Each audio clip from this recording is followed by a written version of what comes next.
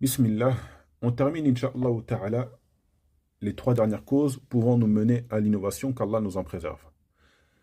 La cinquième cause, les ambiguïtés. Les ambiguïtés. Allah Azza wa Jal nous dit dans le Coran فَأَمَّا الَّذِينَ فِي قُلُوبِهِمْ زَيْغٌ فَيَتَّبِعُونَ مَا تَشَابَهَ مِنْهُ. Les gens qui penchent vers l'égarement se concentrent sur les versets ambigus, les versets équivoques, les versets qui demandent une explication.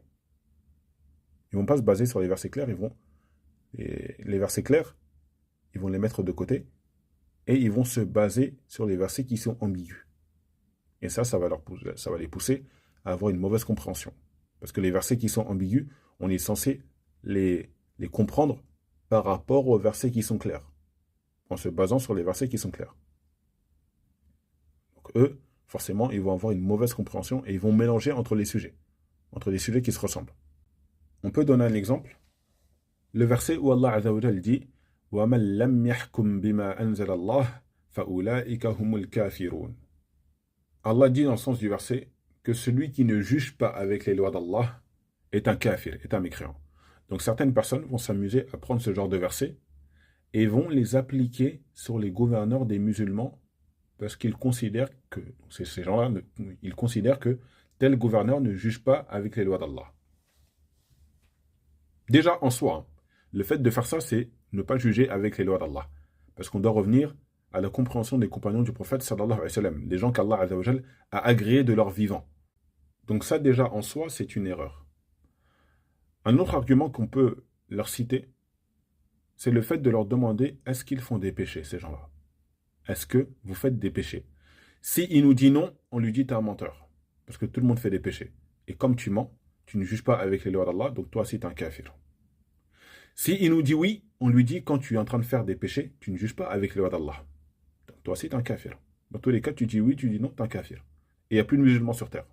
Il n'y a plus de musulmans sur terre, vu que tous les musulmans font des péchés, et quand on fait un péché, on ne juge pas avec les lois d'Allah.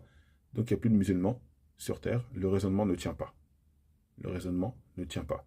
Ça, c'est ce qu'on appelle une ambiguïté. Certaines personnes, ils croient dur comme fer que tous les gouverneurs sont des mécréants et qu'il n'y a plus de pays musulmans. C'est pour cela que certains ils veulent faire ce qu'ils appellent un État islamique.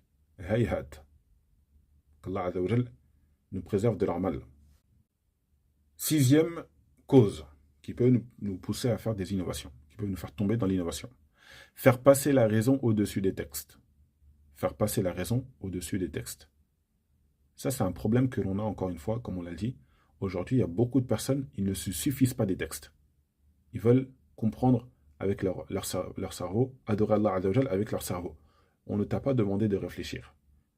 On ne t'a pas dit non plus de ne pas réfléchir, mais il faut que tu saches comment utiliser ton cerveau. À tel moment tu utilises ton cerveau, à tel moment tu ne l'utilises pas. Allah Azza wa Jal nous dit dans le Coran Ya ayyuhalladhina amanu la tuqaddimu bayna yadi Allahi wa rasulihi wattaqullah. Allah Azza wa Jal nous dit dans le sens du verset Ô vous qui avez cru, ne devancez pas Allah ni son messager et craignez Allah. Craignez Allah.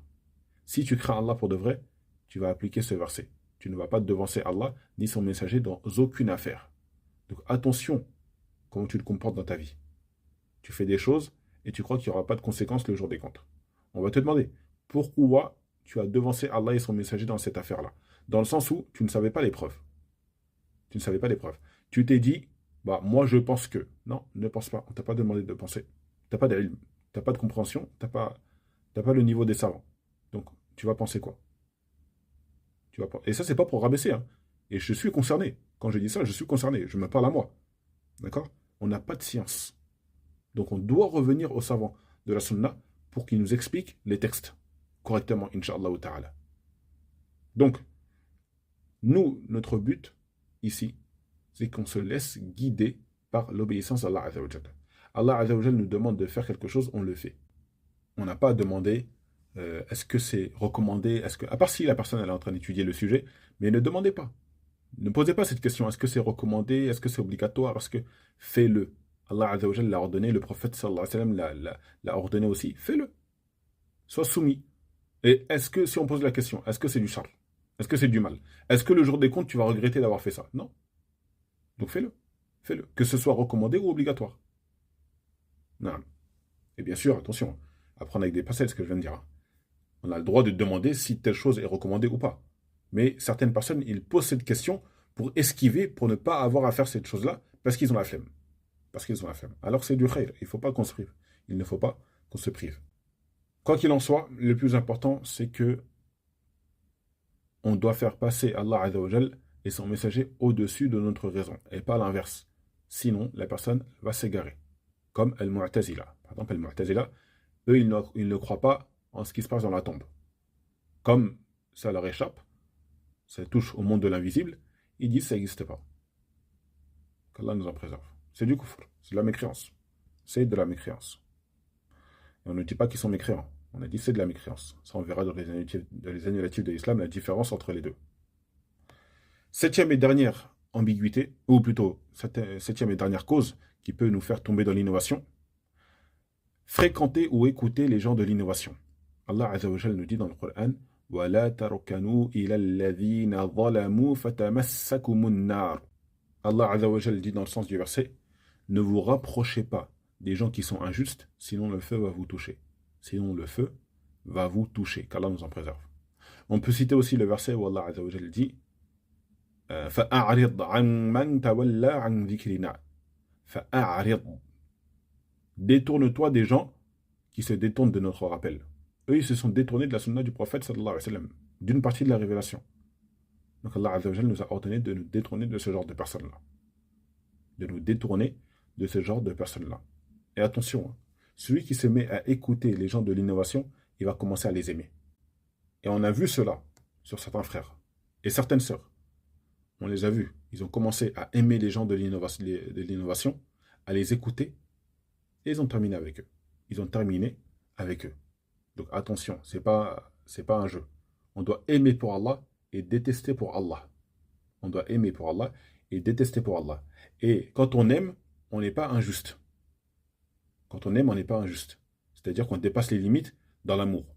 Et quand on déteste, on n'est pas injuste non plus. C'est-à-dire qu'on va dépasser les limites dans le fait qu'on déteste et on va commencer à faire des injustices. Non. Chaque chose a sa place. Chaque chose a sa place. Donc nous, l'innovateur, on n'a pas le droit de l'aimer. On ne l'aime pas. Pour Allah Azza wa Jal. Pourquoi? Parce qu'il contredit la sunna du prophète sallallahu alayhi wa sallam. Donc, évitez de les écouter, sinon ça va vous pousser à les aimer. La deuxième chose que l'on peut citer, c'est que cela les renforcera. Ils vont penser qu'ils sont à la chaîne, qui sont sur une voie qu'Allah Azza wa Jal agrée. Parce qu'ils ont des principes qui sont erronés. Nous, on regarde, et si on veut savoir si la personne elle sera guidée ou pas, on va regarder par rapport à la règle d'or. Et on ne va pas regarder par rapport au nombre d'abonnés. On ne va pas regarder par rapport au nombre de personnes au Jumu'ah. On ne va pas regarder par rapport au nombre de personnes qui nous passent le salam quand on va faire nos courses. Tout simplement, nous, la règle d'or. Qur'an et Sunnah. Celui qui a une preuve, c'est lui qui a raison. Celui qui n'a pas de preuve, il n'a pas raison. Même si c'est un grand savant. Même si c'est un grand savant. Allah Azza wa Jal préserve les savants de la Sunnah. Dernier point concernant les innovateurs. Cela leur donnera une occasion de propager leurs égarements. Le fait de les écouter, de les fréquenter, ça va leur donner une occasion. Si personne ne leur parle, écoutez bien, personne ne leur parle, personne ne les écoute, comment leur égarement il va se propager? Il ne va pas se propager. Vu que personne ne leur parle, personne n'écoute. Tout simplement, ils vont arrêter. Ou ils vont se remettre en question. C'est pour cela que ce qu'on appelle al-hajr, c'est important. Et il y en a plein qui ne comprennent pas à notre époque. Bien sûr, il ne faut pas exagérer. D'accord? Il ne faut pas le nier. Et il ne faut pas exagérer. Ou, le vieux de la mosquée, tu lui fais al-hajr parce que il a un bracelet, qu'il a grandi avec ça, etc. Et on ne défend pas les innovations, mais chaque chose a sa place. Chaque chose a sa place. Allah Azza wa Jalla nous facilite.